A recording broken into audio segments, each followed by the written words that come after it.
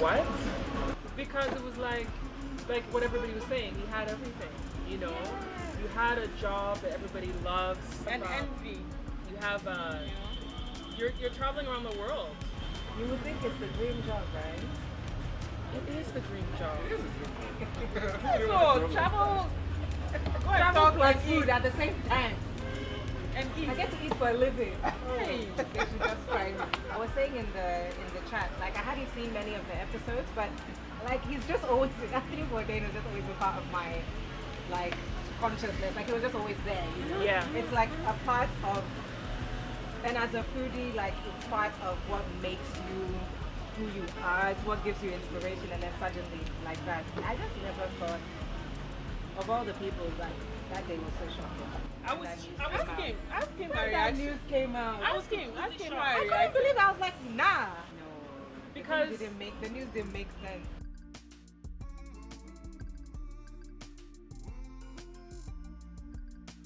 And I didn't realize, I actually didn't know he already had a history with mental illness and drug addiction and all those things don't go away. The money doesn't help you escape those things. There's nothing you can do. Those demons follow you everywhere. There's nothing like, there's no money in the world that can get rid of mental illness. Like, it's always going to be with you.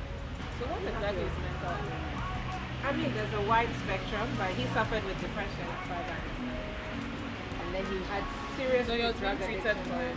I was telling her that there was an episode where he actually was talking to He went to a therapist. Singapore or something. I can't remember which country it was. One of the Asian- And then he actually was talking about that you have everything, but you still feel this emptiness and sadness inside. I mean, it's still very shocking. Very shocking. Like he was the I most think he larger looks than life. solid. Yes, right? very Yes, solid. very solid. Like there's Like no way some this guy macho man would that- fall yeah. like to Yeah. that level. Yeah, but that's the thing, like, It's like God forbid. He scattered it's like you see somebody That's happy what and then mental you illness think, is. yeah, We have it's like, everything oh, is this okay person with is it. fine. And I think that's sometimes the most dangerous part because you have these people who are suffering from mental illness but they're high functioning, so they hold big positions, and everyone thinks they're okay. But Yeah. Like, I heard of this story of this Korean CEO, like, highly successful person, like, he was still very profitable in Korea. And he woke up one day, went to work in China. hey, Yeah.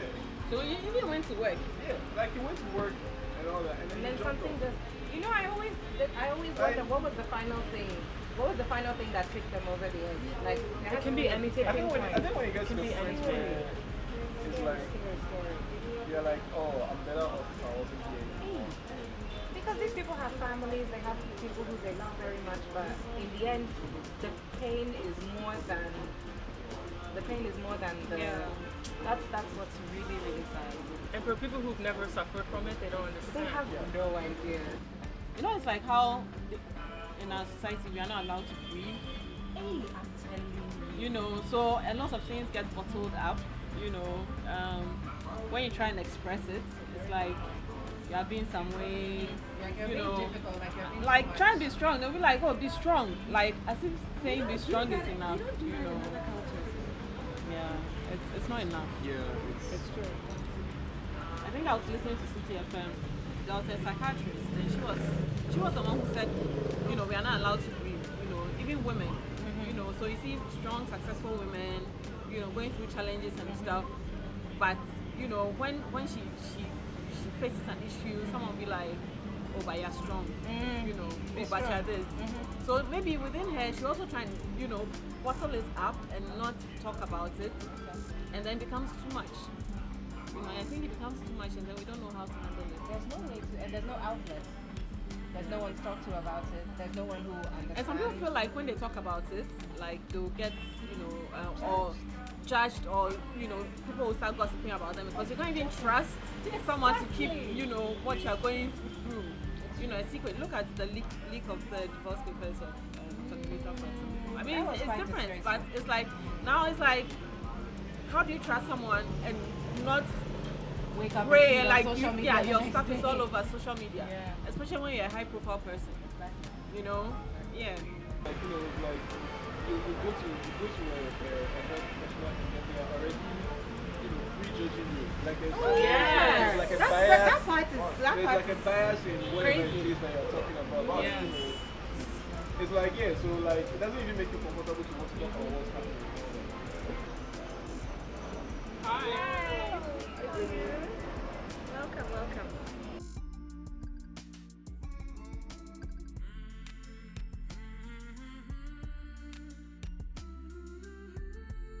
I think probably the first time I heard about him was some few years ago. I mean, he always used to get in trouble for some of his cheeky comments about other chefs. I think that's probably first. I think it's when you guys know Guy Fieri, right? Oh, yeah. I think it's when crazy. I think it was probably when there was some controversy because of a comment he made about Guy Fieri some years ago. Episode. What I loved about him most was his sense of humor and his like sheer disregard for like I liked because he would cuss, everything was from the heart. There was no I didn't feel there was any false about him. Yeah. Words can't even describe because I didn't know of any other international chefs that would come to Nigeria and talk about Nigerian food with the passion that he did. And also it was the fact that he, the program had an extremely positive spin.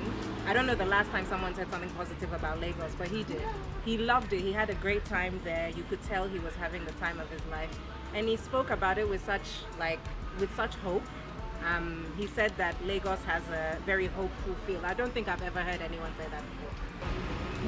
My director Emmanuel, he sent me some videos, and it was Anthony Bourdain's videos, and he was like, "That's the kind of style to go for. Like, just have real conversations with real people." And so I watched.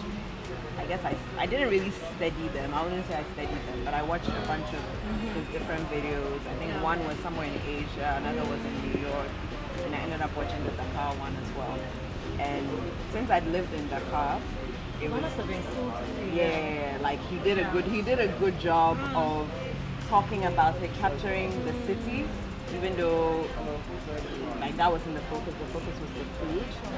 So yeah, for me that was when I first started appreciating his work. And always anybody who can be very honest, regardless of what anybody thinks. I like the way he just doesn't give two F's. Like he doesn't care. He says what he needs to say. A lot of people are referencing his comments on the Palestinian crisis right now, and it's like he said the things he needed to say even though they were unpopular. Yeah, so you just get the sense that he was somebody who stood for clear principles, somebody who he didn't judge people on appearance, or he didn't judge, like a lot of the food he ate was street food. Yes. Yeah. And he didn't judge street food on appearances, and they're not using gloves or they're not using Exactly. he didn't judge, he didn't really criticize. He was just down to earth. Yeah. So, yeah. When they talked about his demise, like I was just like, man, like it's exactly what it is, because most people will see the gram, right? They see all the highlights, but like, what was this man doing? You know, like unless you were really close to him, you wouldn't know. Look at him. Yeah, never know. yeah. Like a few years ago, I'd heard about high performance depression. Oh yeah, we're just talking about Yeah. that. So high performance depression, and I think I've seen elements of that in my own life. And so we had a discussion, she and I had a discussion about it, and to see back-to-back Kate Spade and him, it was just like, yo, like people need to know that the strong people, they're taking on way more than everybody else, because they're taking on their own stuff, and most times putting their own stuff aside in order to take care of other people, or to be that sounding board for other people. And for me, that was like the main thing. I was like, we need to start talking about that. I know so many people who are going through the same, they don't even realize that that's probably what it is. Sometimes when you look at Anthony, people just see that strong part of that strong personality, and the fact that this person likes to take risk and this person likes to do this and that.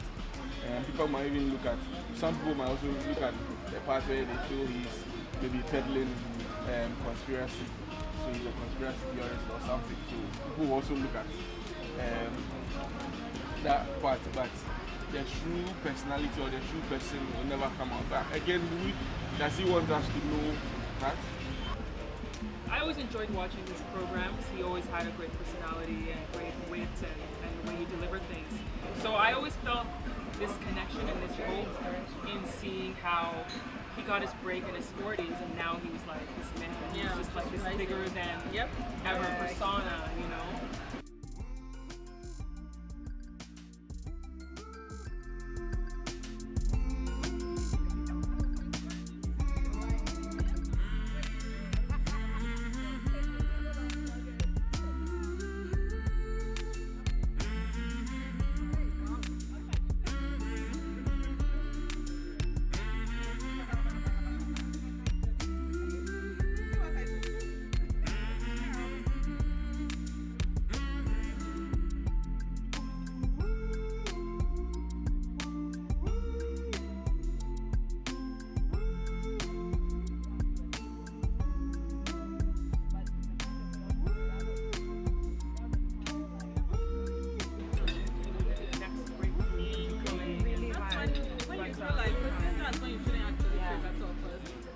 The guy who was digging for gold, you know that old story, and he kept digging, and then he sold it off. He was just like a few meters to the gold.